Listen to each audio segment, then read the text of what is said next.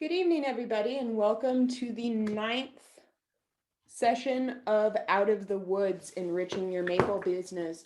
This webinar tonight has been made possible by an ACER grant awarded to OSU, Future Generations, and Penn State. Tonight we are joined by Tom McCrum and Rachel Taylor to discuss alternative marketing and sales tactics for maple syrup.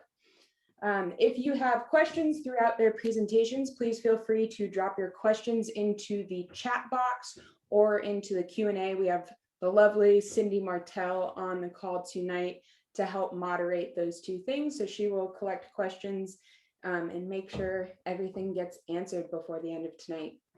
And without any further ado, I would like to hand the floor over to Tom McCrum. Okay, hello everybody. Thanks for participating. I assume we're all here and can hear me all right, so I'll move on. One of the first things I try to get maple producers to understand in the vein of marketing is, what is it we are selling? Simply put, it's just sugar. But it's very special sugar. It's sugar that has a history, it has a tradition, it's something very special, it's a high quality food item. And these are things that potential customers and existing customers really need to understand, that it's, even though it's just sugar, there's something very special about it.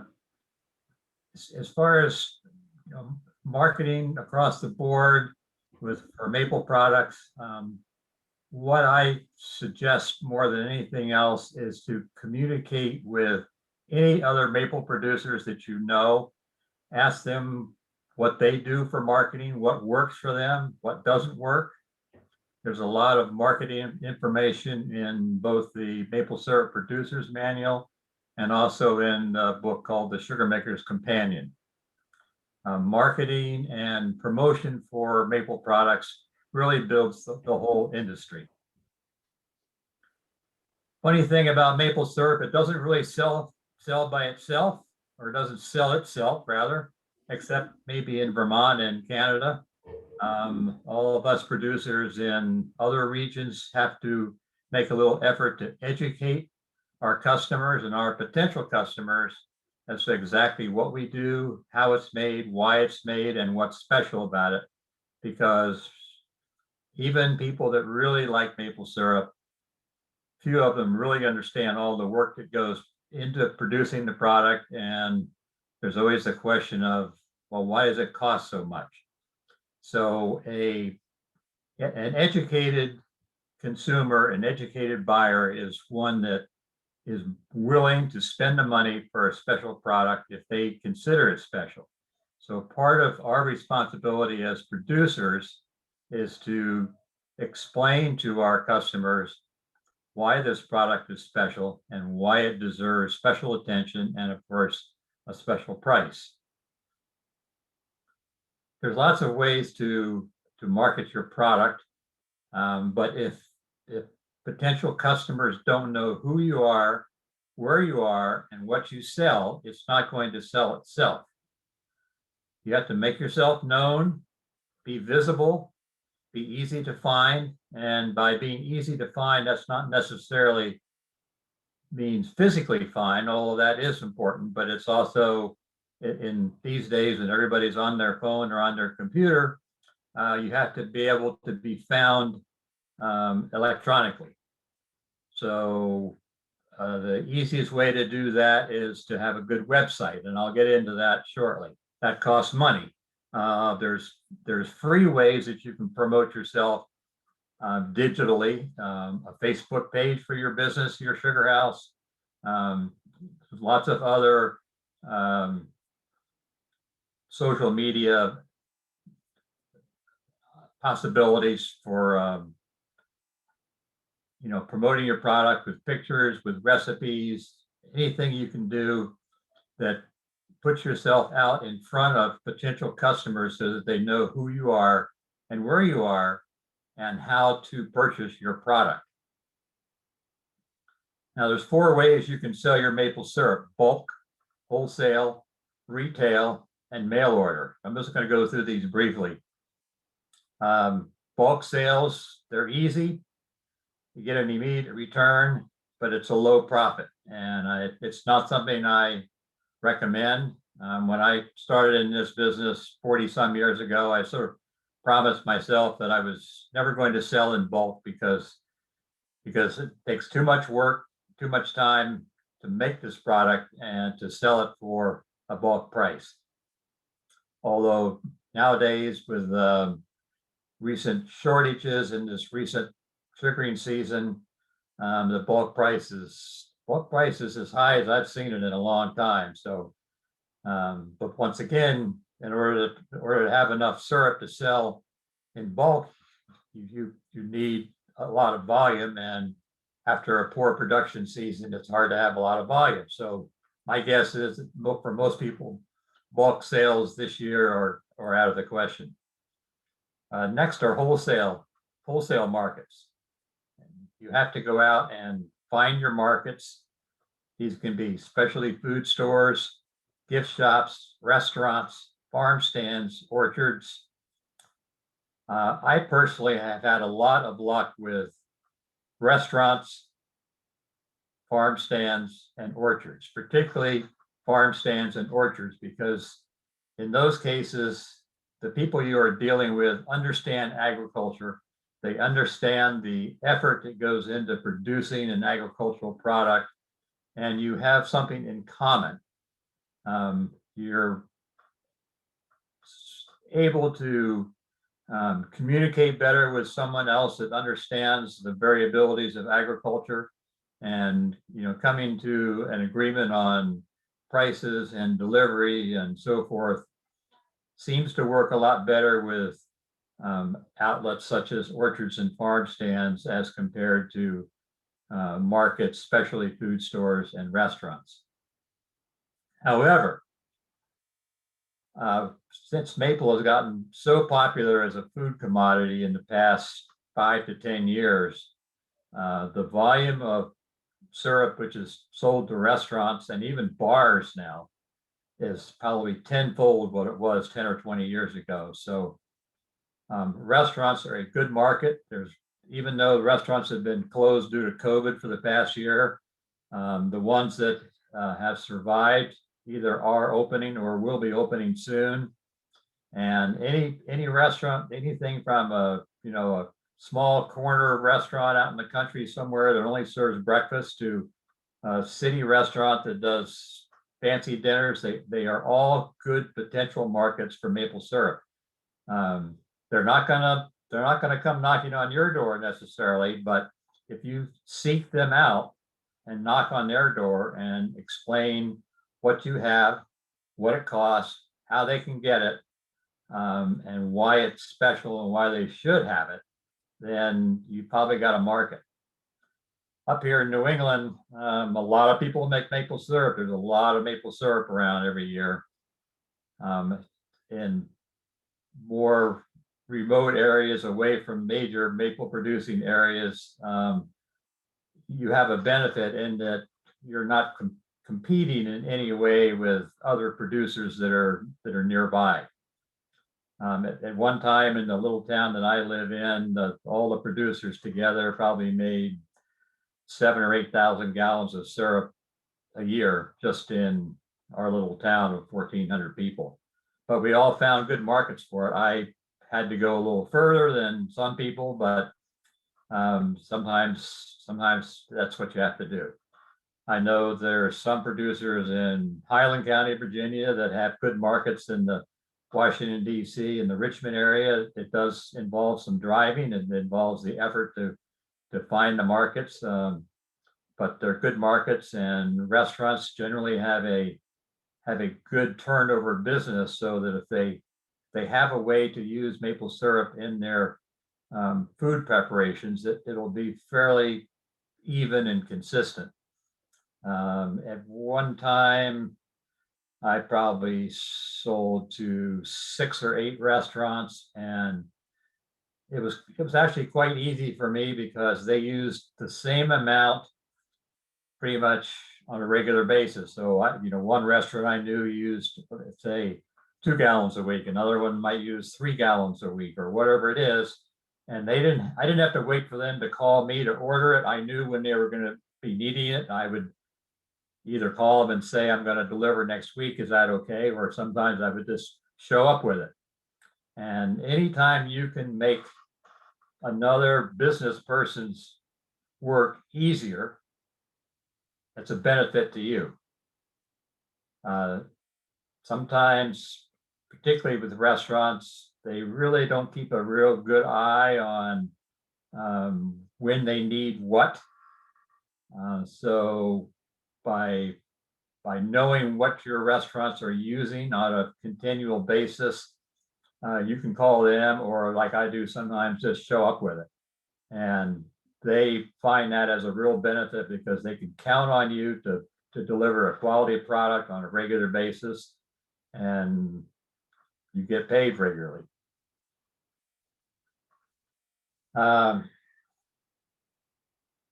Other wholesale markets like farm stands, orchards, specialty food stores, gift shops, those are almost always in consumer sized containers. There's a pretty decent profit margin in that. Pints and quarts are, of course, the best sellers. There's more profit in the smaller containers, but it's a small profit per container, even though you end up making a whole lot more money per gallon. But you still have to package and label and cap all those little jugs and get them somewhere. Retail sales, it's time consuming, but has the best profit, like Rachel does with farm gate sales, meaning they come to your farm to buy. You can do farmers markets, craft shows, fairs, festivals. In those situations, you are getting your full retail price for your product, which gives pretty good return on your effort. It does generally require you taking credit cards in some way or another. That's gotten a whole lot easier nowadays because you can get the equipment to do it off of an iPad or even a phone. So you can use that way to sell your products at either at the farm or small food fairs or shows or whatever.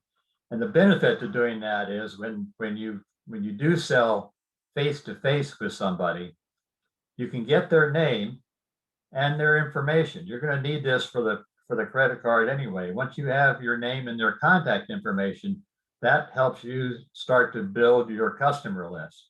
And I'll get to a customer list later on, but customer list is very important. Maple syrup consumers, by and large, are return customers, and they're very loyal. If they understand what you make and why it's so special, and you provide a good service to them, even though you may be a few dollars more expensive than somebody else, they will continue to buy from you. I've had mail order customers that have purchased syrup from me 25, 35 years, every Christmas or whenever they run out. And it's really a good way to sell your product if you get to know your customers and you have some kind of a personal relationship with your customer base. Most of this, if it's not going to be at farmers markets or farm gate or craft shows or whatever, it's going to have to be mail order, even though mail order is not really done much via the mail anymore. But mail order was something that I put a lot of effort into. I like it for a lot of reasons. But again, you have to build a customer base, and there are different ways you can get names. Personally, the way I started out getting my customer base, and this was 35 or so years ago, I rolled a piece of blank paper into a typewriter, back in the typewriter days, and made up a little one-page brochure, so to speak, with my products, my prices. And I sent it, packed it in an envelope and sent it to everybody I knew. And that was just a start. It may have only been 20 names, but after a number of years, I had 600 or 800 names on my customer list. And most of them were fairly continual return customers. Those are the people that are really worth making the effort to get, because that's pretty steady income from a regular customer base. There are a number of ways to establish a mailing list. I don't necessarily recommend buying a list, because you can spend a lot of money on a list and a lot of money reaching out to those people without a whole lot of return. But if you concentrate on building some kind of a personal relationship with your mail order customers, keep them informed on who you are, what you're doing, how your kids are helping, how the season is coming along. Facebook page, Instagram, Twitter account, none of that costs any money, and it's all a really A+ way to reach out to your customers so that they know you, not so much as just Sam's Maple Syrup Company, but rather your name and who you are and who your wife and family is and how the kids are doing and what else you do on your farm. You build a personal relationship so that they're actually buying from somebody that they feel they know personally. It's not, you're not just another trip to Walmart. You're somebody special, you're making a special product, and you're getting a special price for it. Communicate with your customers, no matter how you get your customers.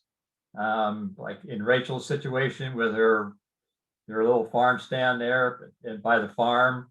If you don't do it already, Rachel, you should have some way for people to sign in. Leave your name and address. I'm gonna do a drawing once a month and give away a quart of syrup. Put your name, address, and email contact on this piece of paper. Drop it in the sap bucket. At the end of the month, I'll pull one out and somebody gets a quart of syrup.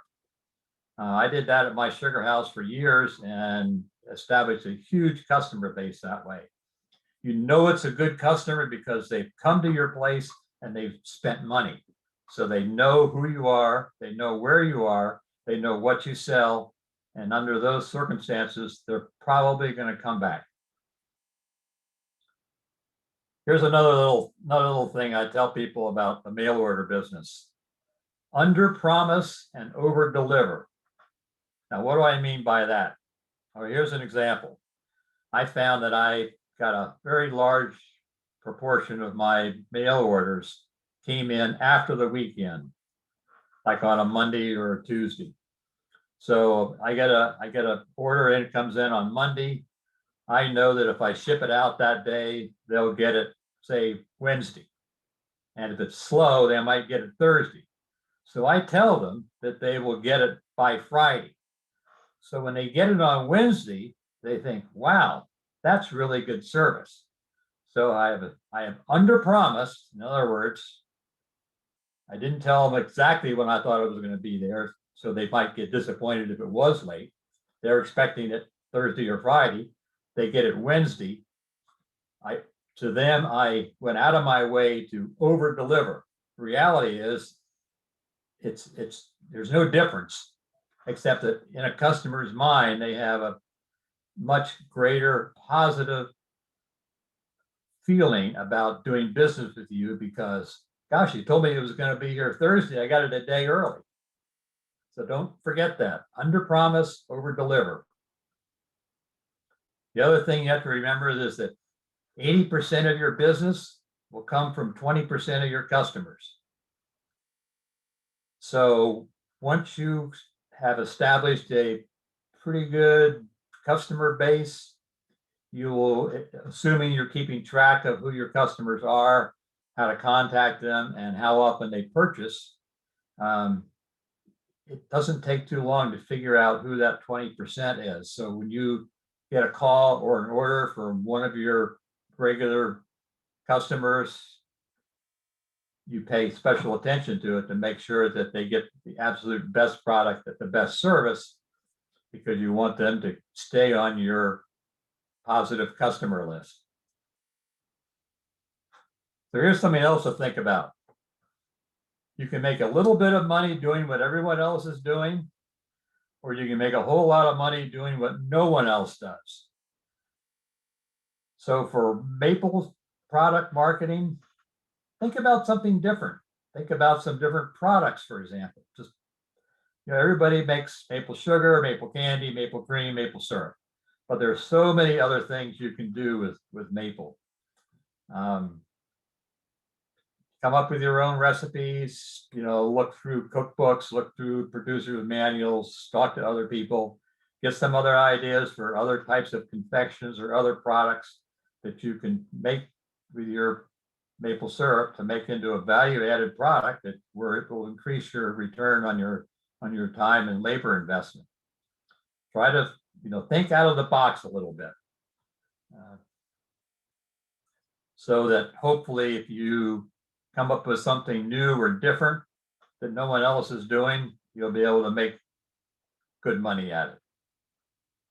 And of course, this comes without saying, but sell only quality. If you have any product that isn't quite right, if you have some maple syrup that it's got a little bit of a bite to it or a little bit of an off flavor, find something else to do with it. Don't put it in a jug and sell it to somebody, because if they know what real maple syrup should taste like and it doesn't taste right, you've lost a customer. So it behooves all of us to really put a lot of effort into making the best product that we can. Now it's this is a weird business.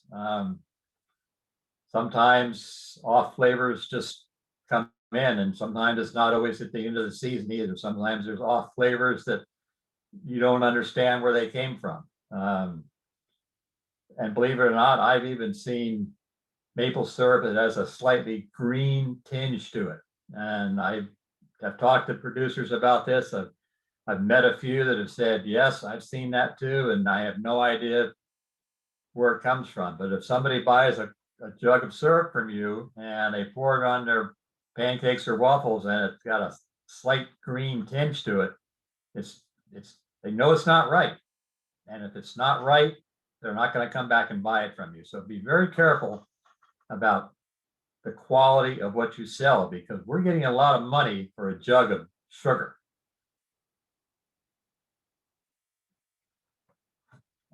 Stress your connection with you, the person, and the product. If you are able to build some kind of a personal relationship with your customers, they feel that they are purchasing a product from someone that they know, even though they've never met you, they've never seen you, they've never been to wherever you live, never been to your farm, never been to your sugar house. If there's some personal relationship that has been built up over time via telephone communication, email communication, whatever it is, that's a real benefit to you, because that builds a closer relationship between you, the salesperson, and the producer, and the other person who is the consumer and the buyer. And the whole idea behind this marketing thing is get the money from the buyer to us, the producer. If you do some kind of a mailing, which most people don't do anymore because it can all be done electronically, but I still feel spending money on a mailing at least once a year has value, because it's something that people can hold in their hand and read. And it's not, once again, it's something that most people aren't doing anymore. Everybody broadcasts their business online. And if you make the effort to present something to potential customers, which is actually on paper, and not only tells about your product, but also tells about your farm and has pictures of your kids riding a horse and this beautiful sunset and tapping trees and whatever it is, whatever you can do to include your customers as part of your business family really helps to keep those customers buying from you. I try to include some kind of a simple thank you note to most of my customers when I get an order from them. Just sometimes it's just my business card, and I write thank you for your order on it. If it's somebody that I've sold to, on a regular basis, I'll say a little more. How's the weather down in Texas? We still have snow on the ground here. Some way that you can show your appreciation for the customer, and that the customer has some feeling of knowing who you are and what you do. That really pays off in the long run. Any way you can educate your customers about what you're doing and what you're selling, and if you have something new to sell, explain to them what it is, how it's made, why it's special. If you got something new and special you're doing, some maple fudge or something, for example, give people a free sample. Maple products by and large sell pretty well once they get into somebody's mouth. So it's always a good way to do that.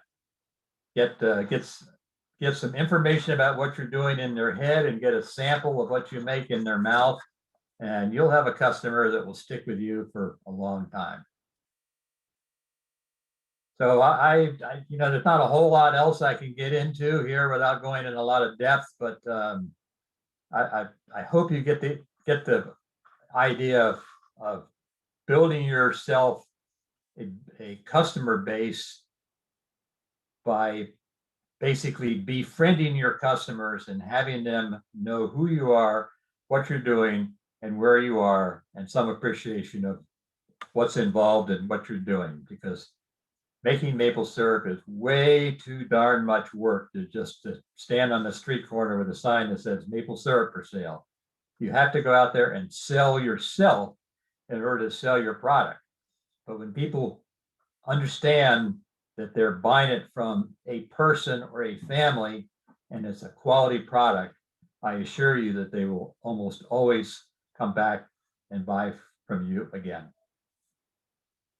So with that, I hope that gives you some ideas. And if you have any questions for me, by all means, use the chat feature, let Cindy know, and we'll answer them later on. And we'll turn this over to Rachel down there in wide, wonderful West Virginia. Yes, and Tom, please stay on the line because we have lots of questions. Everyone seems to be focused on mixology this evening, so I don't know what that says. We'll ask those questions afterwards. Kate, you want to go ahead and take it? Yeah, everybody give a warm welcome to Rachel Taylor of Frostmore Farm in Pocahontas County, West Virginia. She has a presentation for us on some of the innovative marketing tactics her farm's been using. Thank you. I'm going to go ahead and get the PowerPoint loaded here real quick.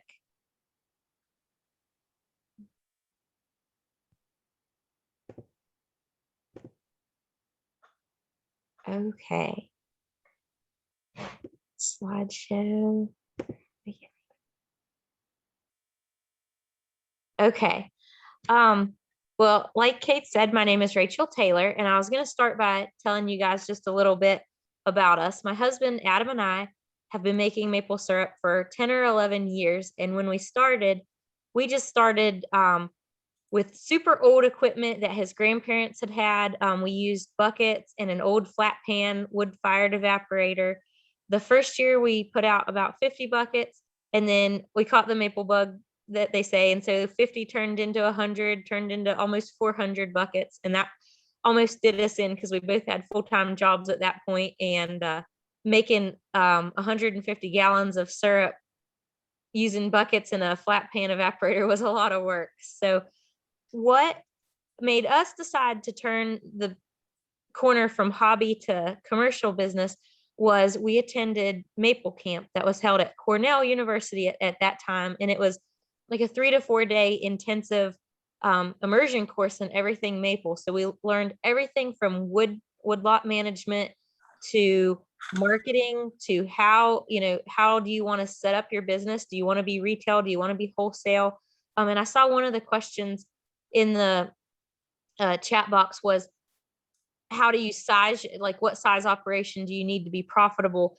And that was one of the things that they covered there. And there was some, different statistics showing how big of a tubing operation that you have. But really what it comes down to is how you're going to sell your syrup, because a 5,000 tap operation can, make a little less money selling in bulk, but there's a lot less labor, or they can make more money selling in retail with a lot more labor. And you have to, one of the points they made was that you have to take that labor into account. You just can't count it as free, which a lot of people do. So we currently have about 1,100 taps, and we're about 50% red maple, 50% sugar maple. And 75% of our income pre-COVID was from fairs and festivals. So we had to adjust quite a bit in 2020 with our sales. But the main thing that I'm going to be talking about is one of our sales techniques, our road stand, and that is what really saved us in 2020. The rest of our sales pre-COVID were 20% from our farm stand and 5% like wholesales to restaurants or, bulk buyers, people who bought more than 5 to 10 gallons of syrup. So for our size operation, we figured out that retail direct to customer is how we needed to survive and how we needed to, not be in the red, to make the most and to do a lot of value added products. So when we're at the fairs and festivals, we're really pushing the sampling. We're, doing the high value added products like maple cotton candy and things like that. So when we were at Cornell Maple Camp, we got the idea for our farm stand. And here it is. This is what my husband Adam built for us. I designed it, and I told him that I wanted it to look like a kind of a sugar house with a cupola on top. So he did that for me. And our next slide will show a little zoom in of our instructions for checkout and how we have our syrup displayed. But if you notice over there on the right side, there's 3 little posters on top of each other. And those are really nice laminated posters that we got from the Wild Center in New York. And it just tells, how, like, the history of maple syrup, how maple syrup is made. So if somebody comes, they can learn a little bit too, which we thought was important. So this is our road stand, and it's located along Route 92, which is in Pocahontas County. And our sugar house and our farm is just right up from this. You go up the driveway, and then that's where our sugar house is. Whoops, I talked about that already. We built it in 2015, so that's when we launched it. When we very first started, we started with this real detailed check-in, check-out system of logging, like, okay, there's 4 quarts down there and 2 pints. And then we would check when people would do. And after a year, we lost, I don't know, not even $20. So we said, rats to that. That was a lot of work. And in the time that we had in it, we said, if somebody doesn't calculate it right or steals our maple syrup, they needed it more than we did. So we've been super, super lucky in the past 6 years that we've had very minimal losses to theft or damage, things like that. So that's been a real blessing. We don't live right there let me see if I can go back. We don't live in that house that you see there, but actually the agriculture teacher at our high school does. And he grows pumpkins and mums and does plants in a greenhouse. So we have more than just maple syrup here. He brings different products down, which is great because then it draws additional traffic, to our farm stand, and somebody's going to buy maybe a mum and some syrup or a pumpkin. And, and so it's beneficial to both of us that we have that. And I'll look at I see that people are asking some questions too, and I'll make sure to get to those at the end. So this is the check-in, or where you would go and you'd pull up and you'd open these windows, which we repurposed, that we just had, kind of like in a junk room. And we have all different types of syrup. This is an old picture. So you can see we've got, some leaf jars and different sizes. Now we've got maple candy that we keep in there. We have a maple balsamic vinaigrette that we developed a recipe for that we sell. And this year, because not having fairs and festivals, we tried putting some cotton candy down there in tubs and it worked great. So we've actually been able to offer all of our line of maple products. And in the winter, when it's cool, we'll put our maple cream down there in coolers too. And that works well, but we don't do that in the summertime just because we don't like to have it out, real long and in warm temperatures. So this is the middle part where you would pick out what you want. And then when you're ready, you would come over to this side and we've got our instructions. So you pick what you want to purchase, total it up. We have our envelopes in that little yellow baggie there. And then people write things down and then their little money slot is there. And at this time we used to provide change. And that's what that was a change box with $11 in it so that people could make change. And it got taken once. So that was in the first year that was part of our $20 losses. But we found that if we didn't offer change, that people gave us tips all the time because they may not if we charged $18 for our quart and they didn't have $2, then they just give us 20. So when Tom said something about keeping track, I went and grabbed some of the envelopes. Adam usually checks the envelopes, and these are our envelopes from March and April and May so far. So this is what we've got. And I picked out a few of them and I'll try to hold them up here. This shows you how, okay, can everybody see that? The only person I can see is Tom. So can you see that, Tom? Yep. Okay. So this person, wrote their name, they wrote where they were from and what they got.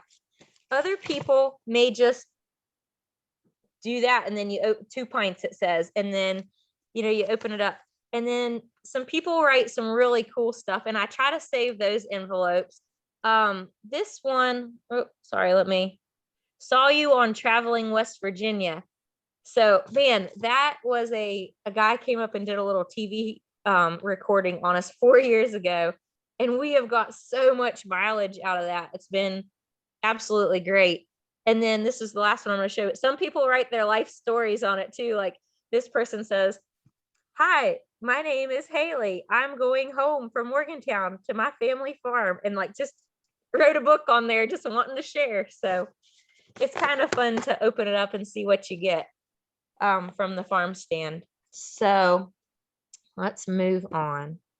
And then this is in the same spot where those other pictures were taken, looking at the farm stand. But then this is our sign.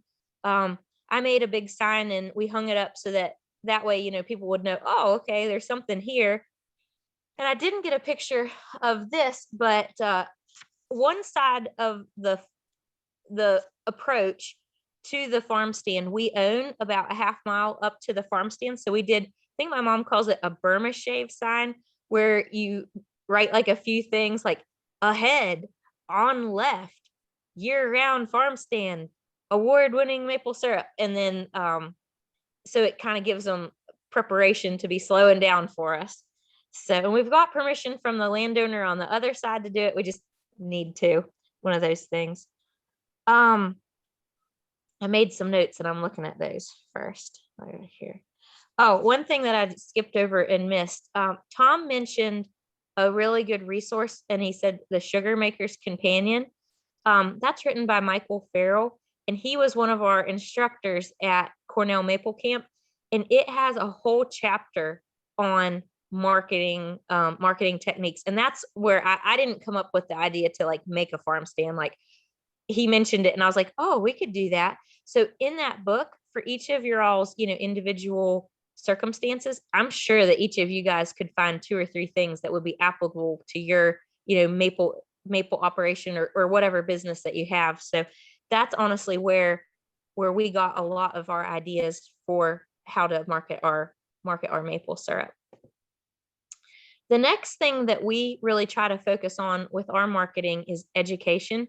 And 2 local schools participate. Even before Maple in the Classroom became a thing, we did Maple in the Classroom with them. So it's a lot easier now that they actually have a developed curriculum and some support from, the people who are helping put it together. But we, this is at Green Bank School, and it's about 10 minutes from our farm, and it's a K-8 school, and they have about 25 to 30 big, huge sugar maple trees right on their campus. And So my mom used to be a teacher there, so I kind of had a segue in, and I also work in the schools, doing school-based health.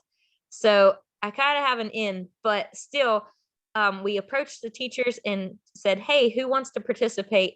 And there's some really great Maple curriculum that's already made up, already available out there. So each teacher, we had all grades participate. And so you can, change it to, kindergartners are going to be learning something different than the 8th graders. But then when you get the kids involved, one really neat thing that we did is we said at the very beginning, who likes maple syrup? Show of hands. And, maybe, I don't know, maybe half the kids said it. Well, after they made it themselves, because these kids, we tapped the trees, we let them tap, we collected it. And then at the end, they came down for a field trip. Well, at the end, after they made it, it was like, I don't know, 95% said they liked maple. And that's kind of, stuck with them the whole, that'll stick with them their whole lives, knowing that they made maple and that they taste it and they like maple now.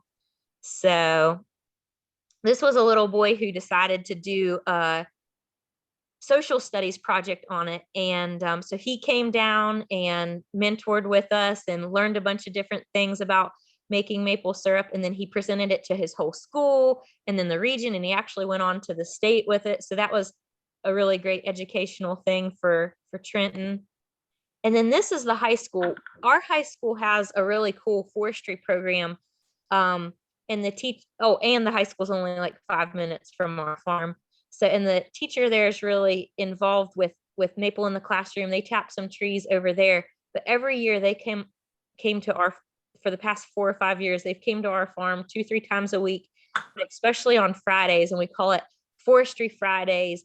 And they help us do everything that we're working on that day. Like today we were tapping some trees. They've helped me make maple cream. And so that's been a really good, commitment to them. And then any of the syrup that we make, we give to them and then donate back to the school to for auctions for FFA and different stuff like that. So we try to focus on education, not just because of the marketing that we get back out of it, because you do, but just because it's a good, good thing.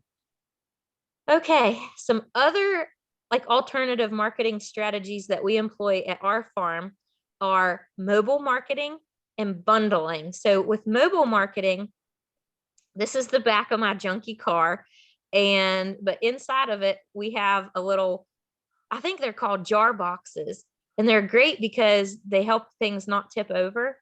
And this week I sold $38 in syrup just from people like, hey, Rachel, you got a quart on you? And I'm like, yeah. And then somebody saw them carrying it, so that somebody else wanted some, and that's how it is. So I have one of these in my car. Adam has one. My dad has one. So we always carry a little bit of syrup because it never fails. If you don't have syrup on you, that's when somebody wants it. So that, and then we used to have these little magnets for our car that we made from Vistaprint, like car magnets that said stuff. But then Adam said it ate the paint off his truck, whatever. But I know a lot of people will get little custom paint jobs or maybe a decal or something to, let people know, hey, there's a maple mobile. So, and then this is the bundling. So I'm getting into the bundling. We have a Airbnb in our basement. We rent out a basement apartment. And when you come in, this is the refrigerator. Well, I've got our syrup on top of the refrigerator. And a lot of the times I'll say here's some pancake mix for free. And then they didn't bring syrup, and then they can buy some syrup. So that's how we bundle it with our Airbnb. And people just really like the story, and they like to know, oh, these people who we're staying with made this. And the other thing inside the refrigerator is I have little sample jars that are open so they can try some of these things too. So that then they're like, ooh, I really want to get the blueberry or the cinnamon or whatever. We also have a You Pick blueberry farm at our house. And this is the self-serve station that is set up. And I always have blueberry or our syrup out there because I'm like, hey, you know what's great on blueberry pancakes? Our syrup. So another way that we bundle just with other things that we're doing. So each of you guys has, an individual, makeup and interest in other things that you may be doing. So it's really good for your marketing to try to figure out ways to, sell syrup with your blueberries, sell syrup with your bed and breakfast. So that's what we're doing. And then the other thing that really helped us out this year was the on-farm open house events that we were able to have, and then the clustering that we did with our local businesses. So, this was the little brochure or rack card, whatever you want to call it, that was sent out this year for our February 20th and March 20th open house days. And then I attached our convention and visitors bureau has been awesome in helping us promote Mountain State Maple Days.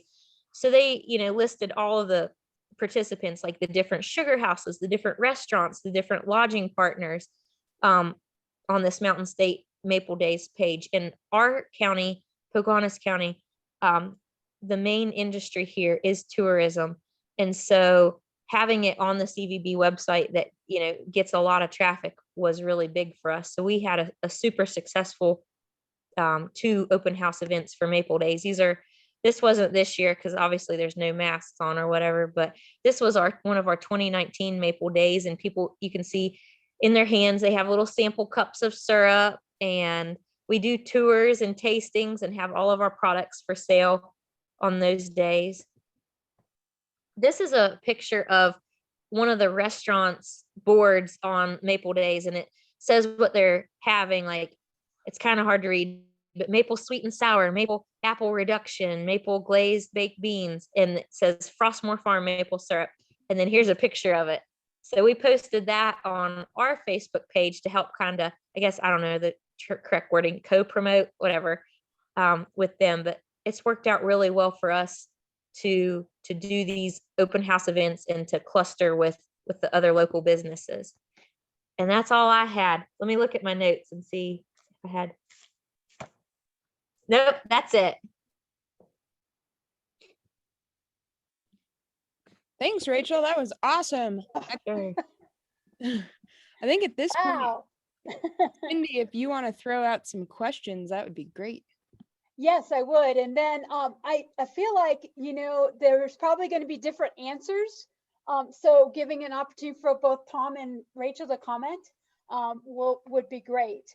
So the first question I had was in reference, and I'll go ahead and cover all the mixology, because we had questions about marketing to the niche market of using maple in adult beverages and mixed drinks. But then we also had folks that chimed in about how they're actually marketing to breweries and they're marketing to wineries.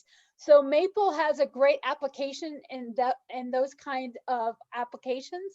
So kind of your thoughts, Tom and Rachel, about how you would market to that, or if it's not something you're currently doing, thoughts on how you might do that. Tom? It's nothing I currently do. I have sold syrup to a brewery in Boston a number of years ago, but maple syrup has gotten to be very popular in mixed drinks these days. So it's no surprise that that's a new and expanding market. But I really don't have any experience with it personally. Okay, Rachel, any experience? We've sold to a local brewery too, but it's just something brand new this year that we've done. And then just had ideas, just because it's such a trendy market right now. Like Adam always says he wants to make maple moonshine. So if anybody knows how to do that, get a hold of my husband.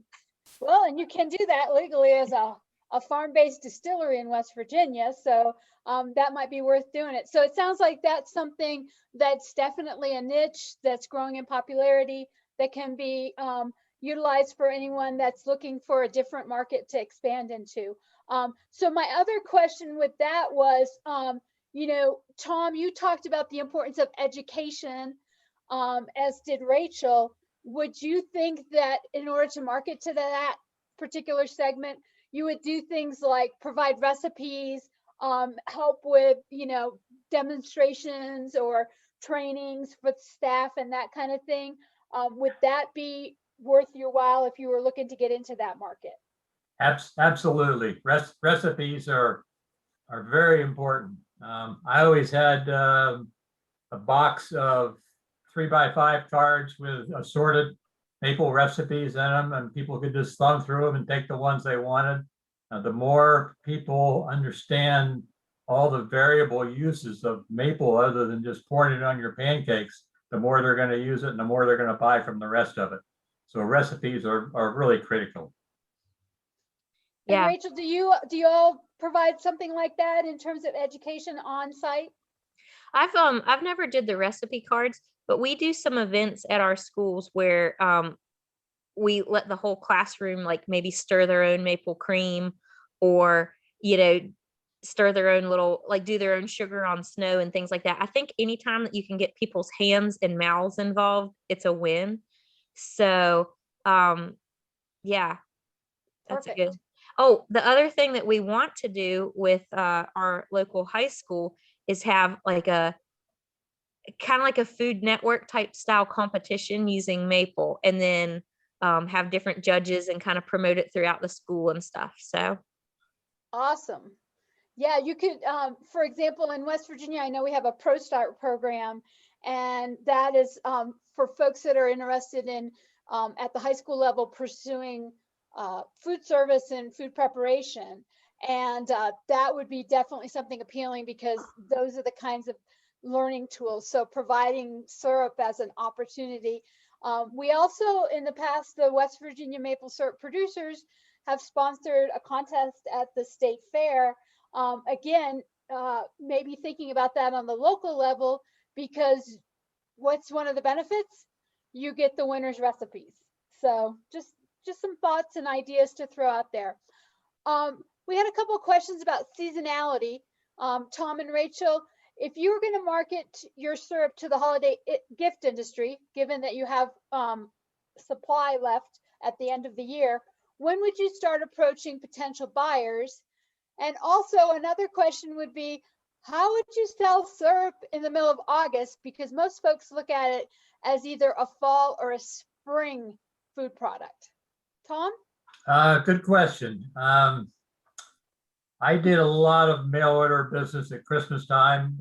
Probably well over half of my mail order business was done in the month of November through early January.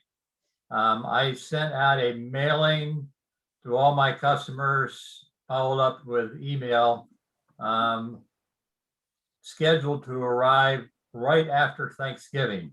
And I did that kind of timing because I felt that people prior to Thanksgiving, although a lot of people think about gift buying early, so forth and so on, that they're still sort of do one holiday at a time. And as soon as Thanksgiving is done, all of a sudden it's Christmas time and people think Christmas presents and Christmas dinners and meals and so forth. So that worked really well for me.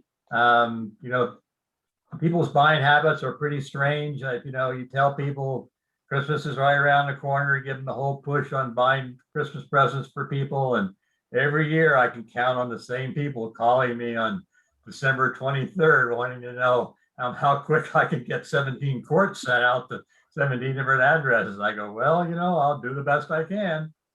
And if they're happy with it getting late, that's fine. I'm happy to have the business. But the more you can get people to buy early for holiday, the better it works for everybody. As far as selling syrup in the middle of summer, I never made any specific interest in doing that.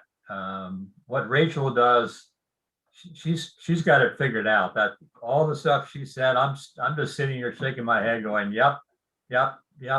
Rachel, you're really doing an excellent job with the whole way across." And by having a roadside self-serve farm stand, you're going to get people in the summer, particularly the people that are driving through the mountains. There you are. You've got the Burma shade signs out, letting people know ahead of time where you are, how far down the road you are, who you are, what you're selling.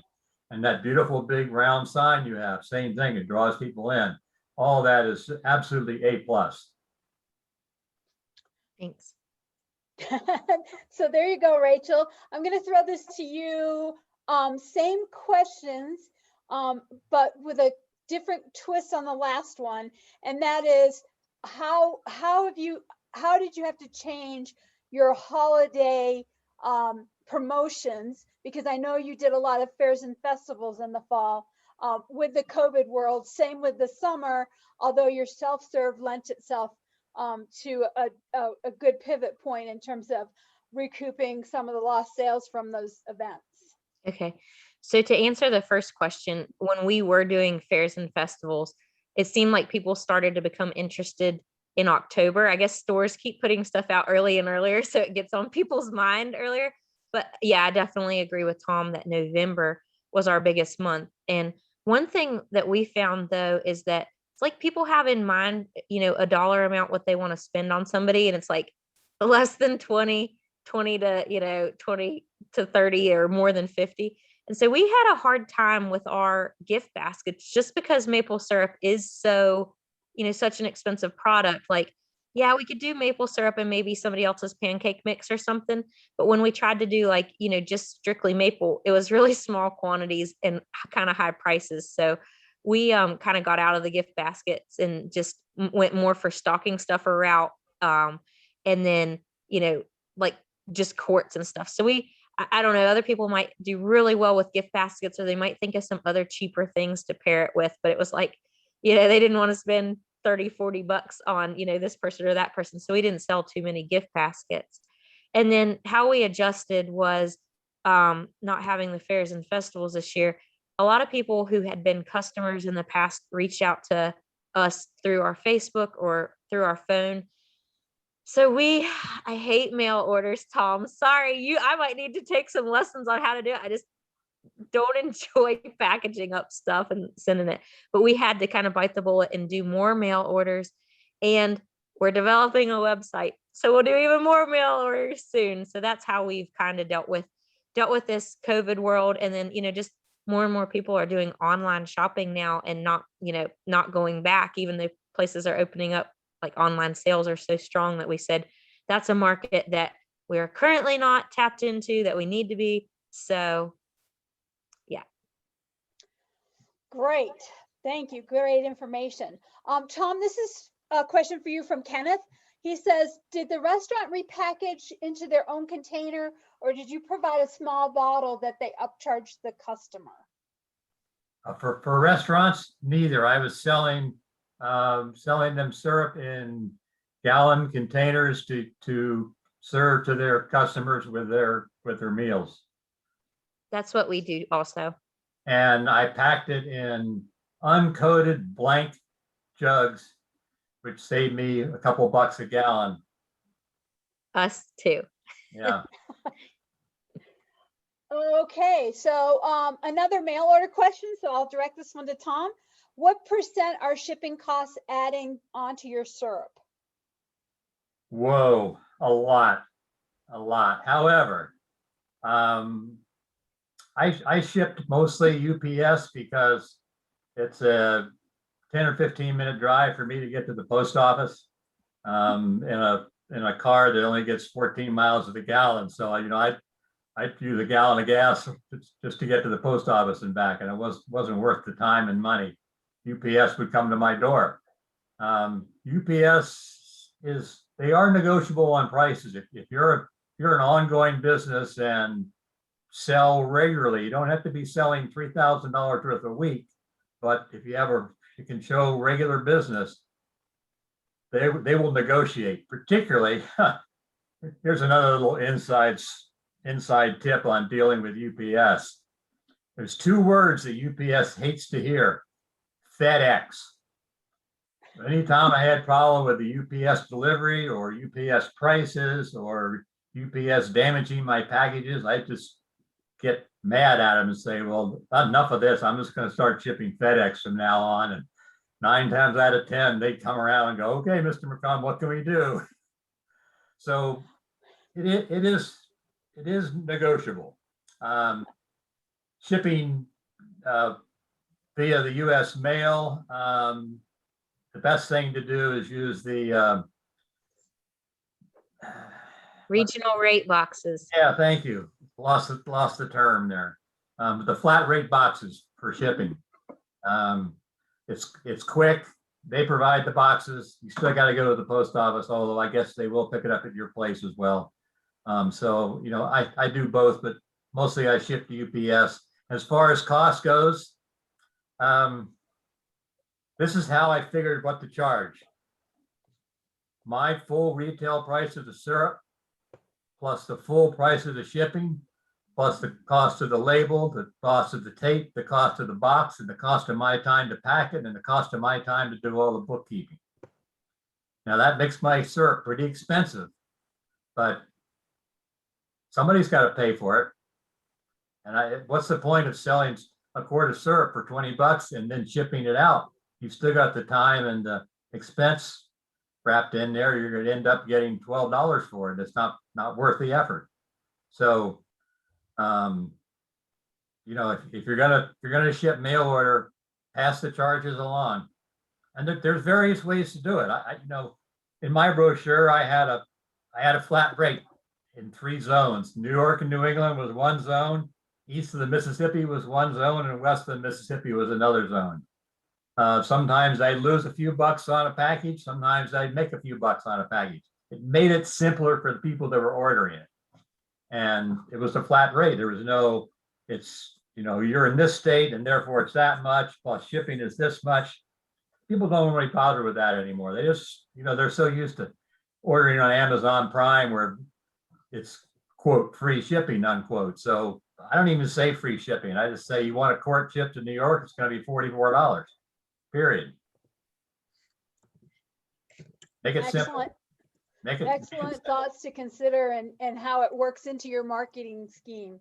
That's really important. So one of the things I would ask both of you to acknowledge is it's also like Rachel said, if she doesn't like it, she needs to make sure she recoups her costs for it. So keeping it simple for the customer, but actually doing some planning and some thought into it is important if you're going to go there. Let me comment on a couple of things Rachel mentioned. First of all, theft from farm stands. I have 2 very good friends nearby here that sell probably half their syrup from a shelf inside the front door of their sugar house. Their losses are minimal for the amount that they sell. They both have a little box with some change in it. And they said, yeah, you know, people have walked off with stuff occasionally, but for the convenience and the volume that they sell, the $20 or $30 a year they lose is easily worth the cost. Excellent. I have a couple of folks that have made some comments. He said that he actually mentioned his syrup to someone on amateur radio. He had a buyer or buyers for 2/3 of his current stock. And he didn't have a lot of success on Facebook and Twitter. Again, it's all, you know, what is your operation and what are you trying to target in terms of your market? His brother and cousin bought the rest and wanted more. So I would encourage you all to think about friends and family. That's important. Lori had 2 questions for us. She wanted to know what the threshold for number of taps for really breaking even. In other words, that line from hobby to commercial.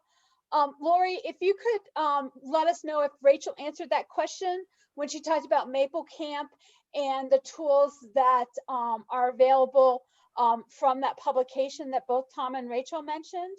I think that covered it and gave you some tools where you can actually make some of those decisions and use some real numbers to make that happen. And also, Kate, I would invite you to comment if I'm missing something there in terms of a resource. And Lori also wants to know about the experience or value in renting taps to expand production. So I'm going to throw that one to Rachel and Tom and maybe Kate. So to answer that first question, there are also some really neat, Lori, resources on the University of Vermont UVM website that help you to determine, like, it's like kind of like a cost. Maybe y'all can help me, a forecaster? I don't know, like a proposed budget type thing where you can say, this is how many taps I want to do. This is what retail I want, like what percentage retail, what percentage, and it'll kind of predict for you how much money you'll make. And then you can, there's just all sorts of really great budgeting tools out there. So if you know what your costs are going to be or anticipated to be, you can see if you're going to make money or not with what model you have proposed in your head, and then make like for us, we definitely had to make adjustments and do more value added, because with 1,100 taps, we were not going to do well with selling bulk or selling wholesale. Yeah, and I just popped that link in the chat. It's often called Maple Manager. So if you're having a hard time with the chat, you can always Google Maple Manager, and that brings up that website. They also have a lot of great resources on how to rent taps, as well as some, I think they have them posted, some possible lease agreements. So what a lease agreement might look like. And renting taps can be very profitable. You just have to figure out how you want to split the responsibilities. If you just want the landowner to let you tap their trees and all the equipment will be yours, or is the landowner going to put equipment in and sell you sap? And just for reference, the going rental rate per tap is about 50 cents normally to $1. Most people go $1, but it kind of depends on the quality of the tree, red maple versus sugar maple, and all of that. But it's all on that link that I just posted in the chat. It also And I would depends, Go ahead, I'm sorry. it also depends a lot on demand for trees. You get up into upstate Vermont these days, and if you can rent trees for $1 a tap, you got a bargain. In other areas, it's probably not so. Traditionally, at least around here, southern New England, it's basically been a gallon of sap for 100 taps, or which, I pay 60 cents a tap is what I've paid in the past. Quite a few of the trees that I tap that run directly down into my sugar house are on my neighbor's land, and I tap them and pay her. Somebody else's land that I used to tap, they wanted maple syrup, so I tapped the trees and traded a maple syrup. I also bought a lot of sap because I pretty much ran a one-man operation here, and I needed as much sap as I could, but I didn't have the time or the employees to go out and deal with it. So I would buy sap from basically anybody that could tap their own trees and deliver it to me. I mean, there's an upside and a downside to that. I've seen both, but by and large, it worked pretty successfully for me. And again, there are charts that show what sap is worth based on the sugar content of the sap. Yeah, lots of tools out there. I would encourage you, contact Kate. She's got a library of lots of those resources.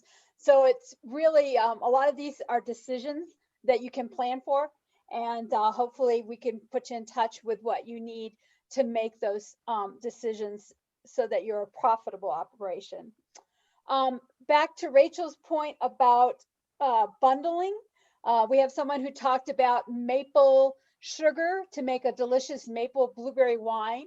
And as an owner of a pick your own in addition to maple, there you go, Rachel. We have several questions about using sap within brewing or syrup within brewing, and kind of how that industry has had an interest. Kate, I'm going to let you look at who's on and who could best answer that question. Yeah. Maybe you. Yeah, it might be me. I just wanted to say there has definitely been interest, especially in the growth of microbrewing, in creating more specialty beers and especially seasonal beers. So you'll actually see a lot of breweries get interested in maple syrup as you start getting into that fall realm. Maple syrup and the sugars in maple syrup actually distill down fully. So if you use maple syrup early in the brewing process, you won't actually taste that much maple in the final product. And the fact that they distill down fully actually helps people increase the ABV, or alcohol by volume, in their beers or alcohol without adding any kind of thickness to it. So it's often used in stouts and porters and heavier beers. So in that note, if you do want maple flavored, yes, thank you, Sarah. I mean, ferment fully. If you do want to add maple flavor, often people add a little bit of maple syrup right at the end of the process, so those sugars remain, and you end up with a little bit of maple syrup, making it a sweeter liqueur or a sweeter beer in general, or wine. The big thing is if you are trying to get your maple syrup into a brewery or a distillery or a wine, a vineyard, I forgot that word for a second, is to talk to the brewmaster, talk to the person who's actually making the alcohol, because they're the ones who can start to experiment with it. And sometimes it also means leaving some of your syrup with them before they necessarily buy it, so that they can have a chance to test it out and make sure that it's actually going to work the way they want to work. Sometimes they need to create a test batch before they can actually make a batch that they're able to sell. Hopefully that answers some questions. I don't know if it answers questions. I learned a lot. Great job. Yeah. So, you know, I would encourage you to get a hold of Kate if you're interested in that. And I know there's some projects going on, at least in West Virginia, related to the craft beverage industry and how maple might work into that. And we're talking not only adult beverages, but things like sap water and those kinds of things. So definitely an interest in maple in that particular industry. I'm going to go down next, and Keith Heasley, the president of the West Virginia Maple Syrup Producers Association, says clap, clap to the presenters. So yay, you all did a great job. He's also Lori the asked, owner of the coolest wrapped truck a maple producer has ever had. It says Heasley Homestead maple syrup all over it with huge maple leaves. So maybe I'll find a picture of that and we can post it. Yeah. Rachel, this one's directed to you. You mentioned that you and Adam have full-time jobs. Are you fully supported at 1,100 taps, counting labor? Like fully, what's that mean? Lori, I think you're asking whether or not at 1,100 taps are, I'm not quite sure what the question is there. Lori, could we completely live without our jobs on our maple industry? No, not, and live the way we do right now. There'd be no vacations or any fun stuff. Gotcha. Does the Airbnb help contribute to your operation in terms of increasing profitability? As far as just like with the maple, or just it is a standalone? No, just total farm revenue. Have you found that in the connection that you've been able to make? Holy cow, yeah. And that thing has picked up since COVID, people wanting to get out of the cities to the country. So yeah, we can pay our mortgage with our Airbnb. There you go. Lori, if that didn't answer your question, go ahead and type it in the bottom and I'll go ahead and come back to that. Let's see. We had some folks say that the self-serve stand would not work where they were located. And I think that, you know, Tom and Rachel have both had encounters where it's been very, very good with very minimal. So I think it's an evaluation of where you're at and what you think the market will bear. You know, Rachel and Adam live on the way to a major ski resort, and so they try really hard to have folks around year-round on that road in terms of tourism. And so they've found that most people are receptive to that, and it hasn't resulted in losses. But I'm sure there are places where it would not work. So I invite you to really consider that in terms of whether it's going to be a profitable marketing technique for you. Lori wanted to know where Rachel was talking from, so I gave her a little Geography 101 on Frostmore in Pocahontas County. Kenneth wants to suggest that my very first experience with maple is like a lot of folks, and that was maple on ice cream. But I would also invite you to take that a step further and think about maple ice cream with maple syrup on top. So, can I add something back to the summer marketing absolutely. of maple? So Yep. we had this really super delicious thing when we went to Vermont called a maple creamy. And it's soft serve vanilla with a maple mix. And oh my, like, I'm like mouth watering about it right now. We thought about getting like a creamy just a soft serve machine to do that, but we like having our summers off. So that's something that you need to think about, when you get into marketing. Like, going to a fair and festival as an attendee is different going as a vendor. So you need to try to, decide what time you want to invest in. And to us, our summers are us time. And so, but if somebody else in West Virginia gets a creamy machine, I'll come. I've talked to a few people and I haven't been able to convince anybody, but they all agree that it's a delicious thought. The machines are very expensive. And they're also tough to keep clean. Right. Yeah. And great point about the difference between being at a fair and festival as an attendee versus a vendor. It is a very different experience, both in energy, preparation. The other question is make sure you're always ask yourself, you can come away from a fair festival with $5,000 cash, and you can say, oh, I made 5,000 at that event.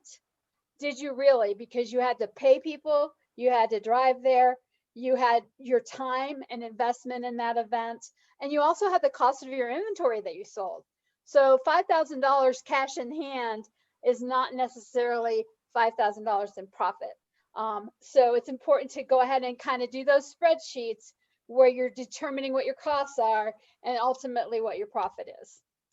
Ed has a question about, and I'm going to defer this one, differences between red and sugar maple syrup. Loaded question. Yeah.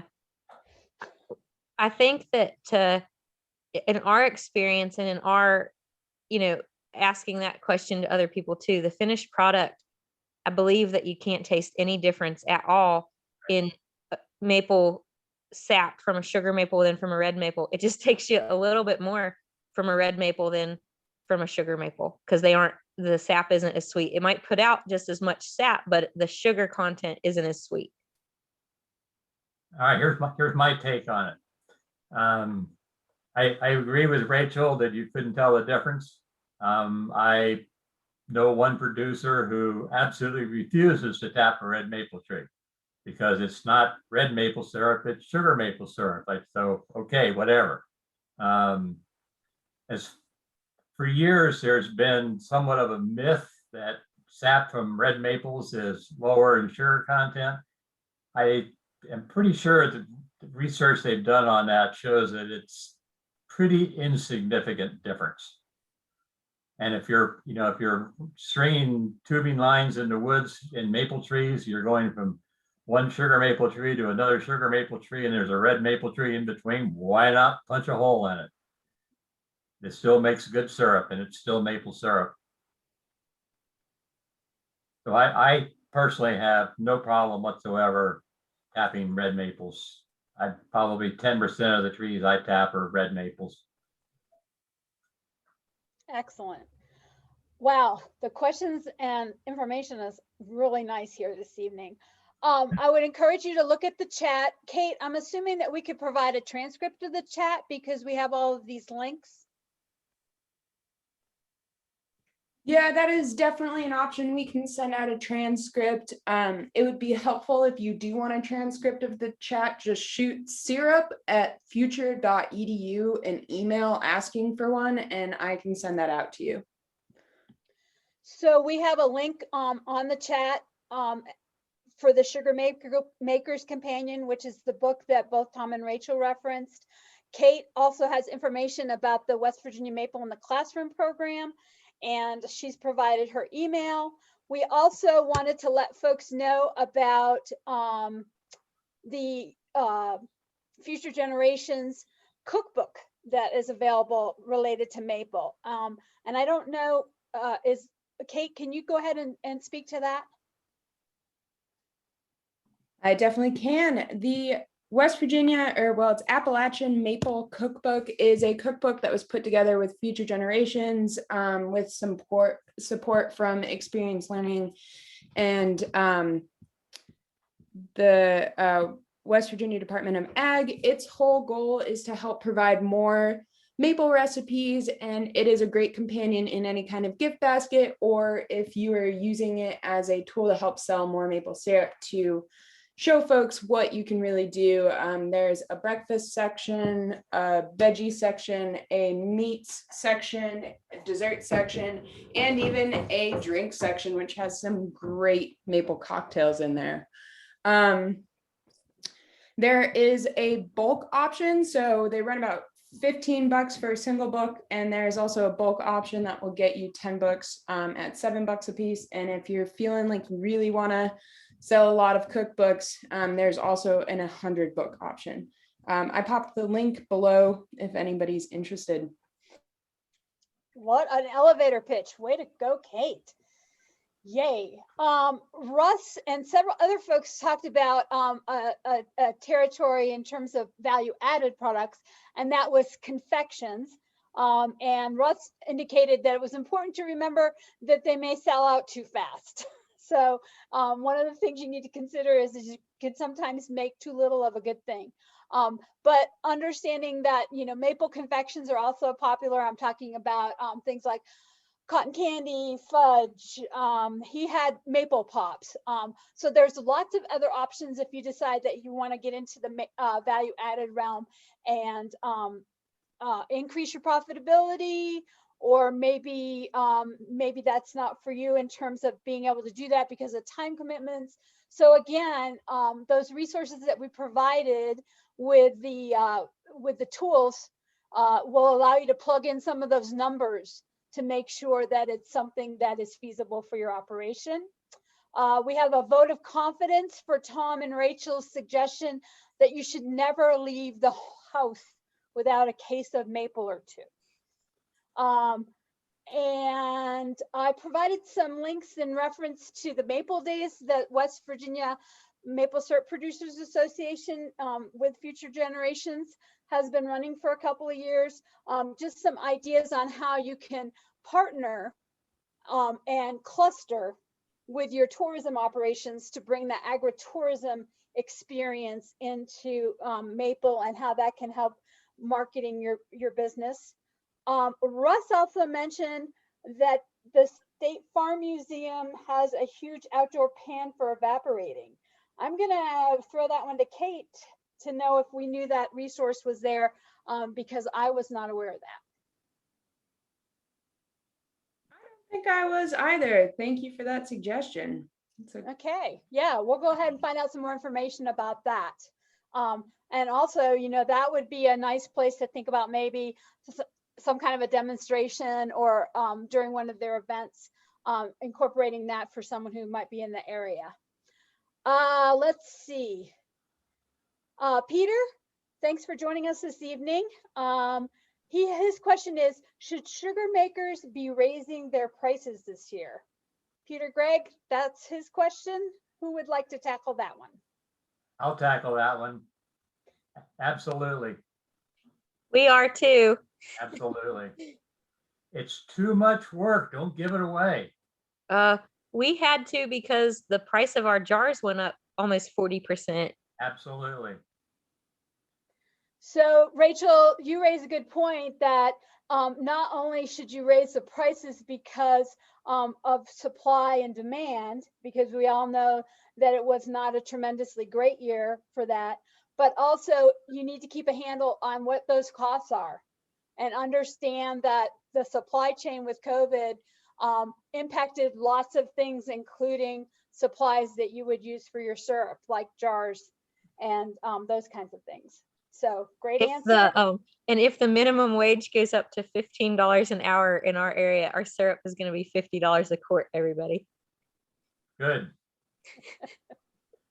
There you go. As long as people understand all the effort that goes into it and the quality that you make, don't feel the slightest bit of shame in selling it at a good price. So Luke wanted to share with everybody that there's good success right now with maple in the distillery, with that moonshine. Again, you know, there's farm distillery in at least the West Virginia code, legislative code. And so, you know, you need to check with your individual state, and it may be really a possibility. If you, let's see, this one is for any one of you that would like to tackle it. If you are a brewer or distiller yourself, or as a selling point, the maple syrup, oh, this is an explanation in terms of the APV value and its relationship to thickness. So they've typed that answer in the chat for you. Fred says that they don't use a lot of syrup, but they will take end of the season and off flavored syrup. My only thought is, and Kate, you can elaborate or agree with me, and back to Tom's point about understanding who your buyer is, making sure you have a discussion with that brewer or distiller, and making sure that that off flavored syrup is going to meet their needs, because you don't want there to be a quality issue. Yeah, I would definitely agree. If you're using it early in the brewing process, it really doesn't matter what the flavor of it is, because you will not taste it at the end. But you definitely want to be upfront and work with the brewmaster or the distiller or whoever you're working with, just to make sure that you all are on the same page. You definitely don't want to get a reputation for selling bad syrup. Kenneth mentioned, I'm sorry, Tom, go ahead. Another consideration is that quite often the customer appeal for a brewed beverage that is made with maple syrup is not so much the fact that it's going to taste like what they put on their pancakes, but just the fact that it's made with maple syrup. And we all know if it's made with maple syrup, it's got to be better, even though they can't taste it. And here's a perfect example. For a while, I sold syrup to a sausage place back in Eastern Mass, and they didn't care what it tasted like. They didn't care what it looked like, and they were perfectly happy with end of the season junky syrup. But I was concerned. I said, "Well, how much do you use?" Well, he showed me this tank that must have had 500 pounds of ground pork in it. He said, "We put about a pint into that." And then the package showed, an old-timey scene with some guy out in the woods with his checkered shirt on and snowshoes and oxen pulling a wooden sap tank and so forth and so on. So what they were selling, they weren't selling maple flavored sausage. They were selling maple as a concept, maple as something that's traditional, maple that's something of high quality. So people were buying the product because it said maple, not because they could taste any maple in it. My thought was, fine, I need a market for it. You're willing to buy it.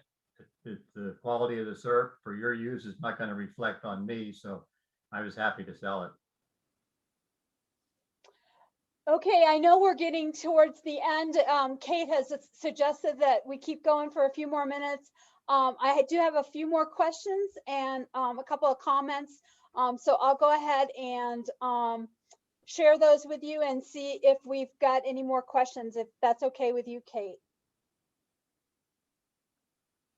That sounds great. I have another comment on always carrying syrup in the back of your car. If your state has a license plate program where you can get a special plate, if someone doesn't have the plate that says maple, get it right away.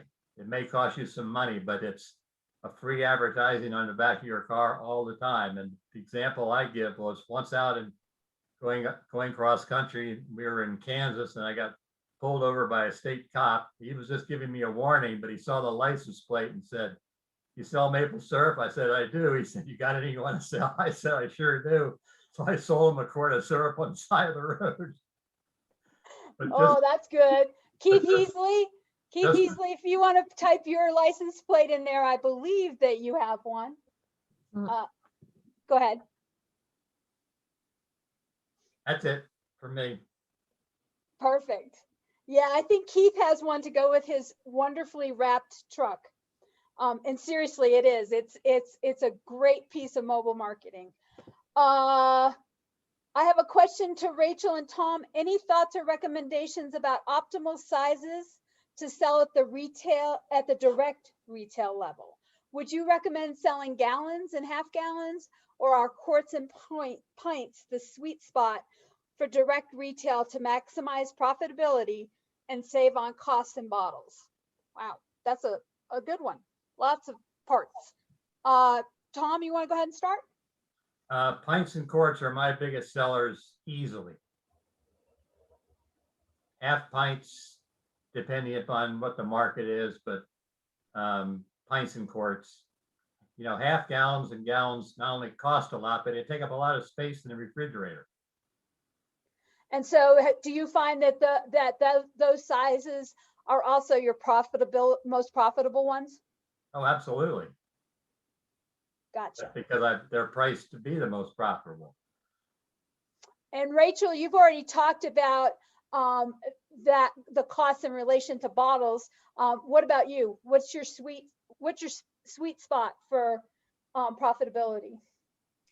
Probably, well, it's kind of changed in the past year. We have started selling a lot more half gallons, which aren't as profitable, but per ounce. But we mainly sell quarts and pints as well. So, but for us, in addition to the maple syrup, the value added products are our sweet spot that are the most profitable. So like our maple balsamic vinegar, our blueberry infused syrup, our candy, our cream, our cotton candy are our sweet spot. Excellent. And to that point, remember, each of those products has its own individual break-even point or cost of production. And those calculators that Kate shared earlier are great at separating the individual product and actually that profitability margin. So we encourage you to certainly use those. Kenneth wanted to know the restaurant packaged into their own container to serve.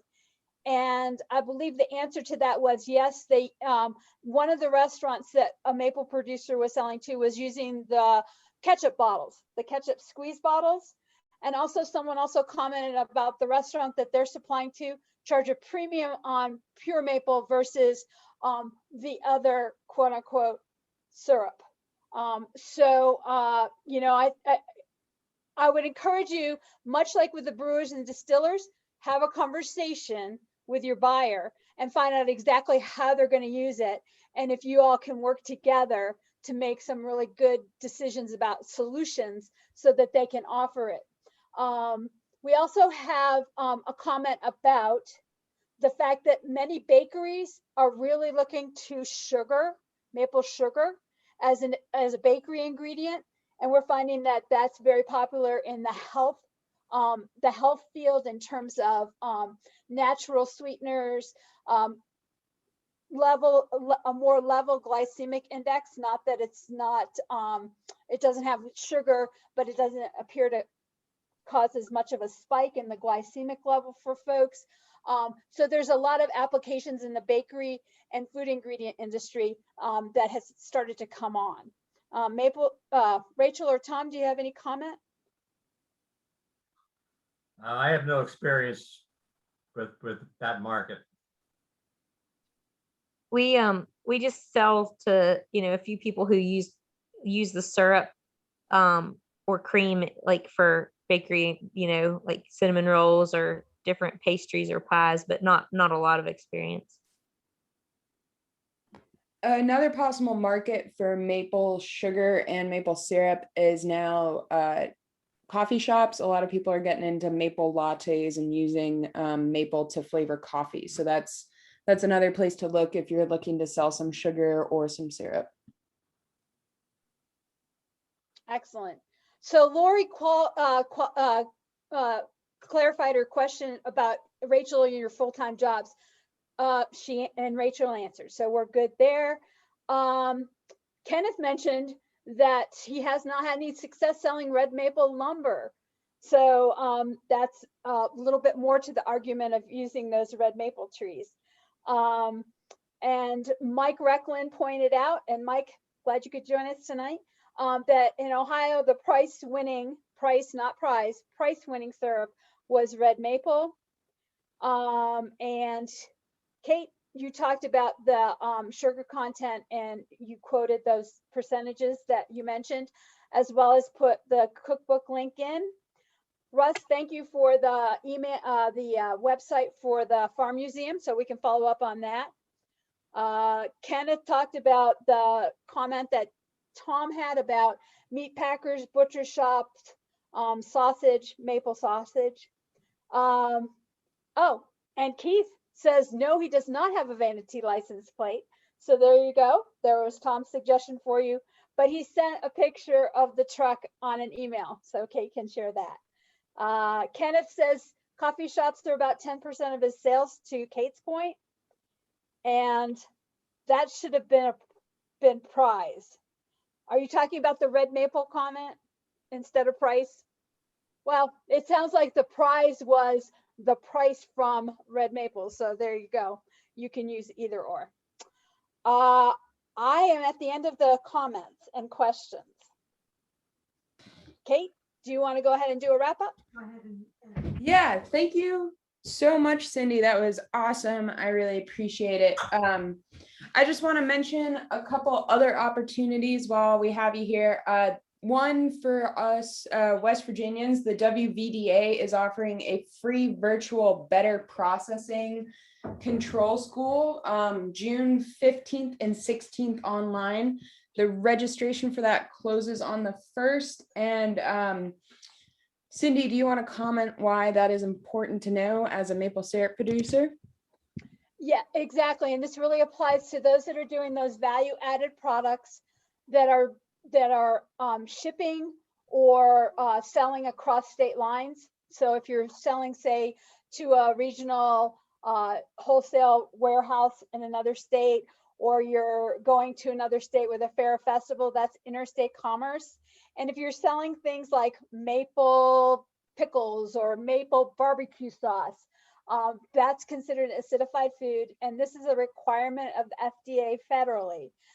This course usually is anywhere between $250 and $1,000 if you were to go outside of the state or even in-state in the past. So it's a great opportunity. And as folks are looking to expand and grow or kind of get into these other industries and they're looking to retail across state lines, this is an awesome opportunity to take advantage of that. Dr. Marcy is teaching it. He's been doing that for several years in the state. It's a great program, meets the requirements, and he makes it so that the testing and the certification process that you need is easy. So I encourage you, if you have the opportunity and you have any thoughts of doing value added in the future, that's the program to go to. And I'm loving that it was free. I just found out about it today, and I would highly encourage you to go there. Thanks, And Cindy. I don't know is its limit. It's an FDA program. Dr. Marcy's certified to do it FDA. So I don't think it's limited to just West Virginia. Rachel, you're smiling. I just read an email from Luke. Thanks, Luke. I was wondering. Great. Thanks, Cindy. Also, while we're on the topic of other maple opportunities, Future Generations in partnership with OSU and Les Ober are hosting an in-person grading and quality workshop in Oakland, Maryland, or right outside of Oakland, Maryland on the 11th. I'm posting the registration link in the chat. If anybody is in that area and interested in attending, the workshop is free and it will be from 4:30 to 7 near Oakland, Maryland. And we're really excited because it's our first in-person event in quite some time. So that'll be great. Also, Future Generations is hosting another webinar series called The Rural Urban Divide, How We Got Into This Mess and How We'll Get Out. And that is with being presented by Anthony Flacavento with guest speakers Kathy Kramer and Erica Edelson. And for more information, you can visit the link in the chat as well. These links will also be on the follow-up email that will arrive in your inboxes tomorrow. Thank you so much, everybody, for attending. Tom thank and Rachel, you you- did great. Thank you. Yeah, thank you especially to Thanks, Tom everybody. and Rachel for an amazing presentation. Please fill out the exit poll that is about to pop up on your screens. It just gives us a little bit of feedback on who was here, who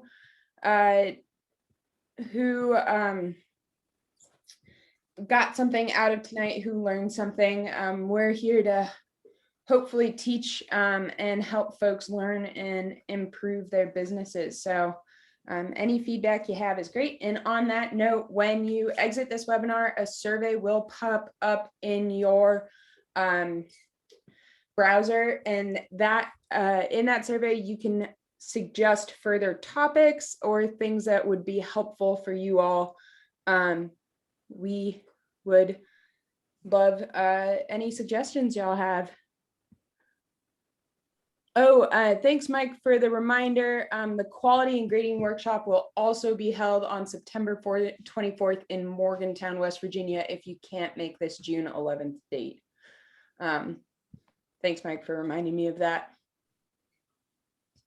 And if that is all, I hope everybody has a great night. Thank you so much for participating. Thank you.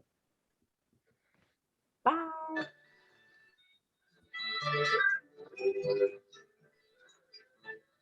Thanks, Tom. It was good chatting with you. Yep, good to see you again, Rachel. Yeah.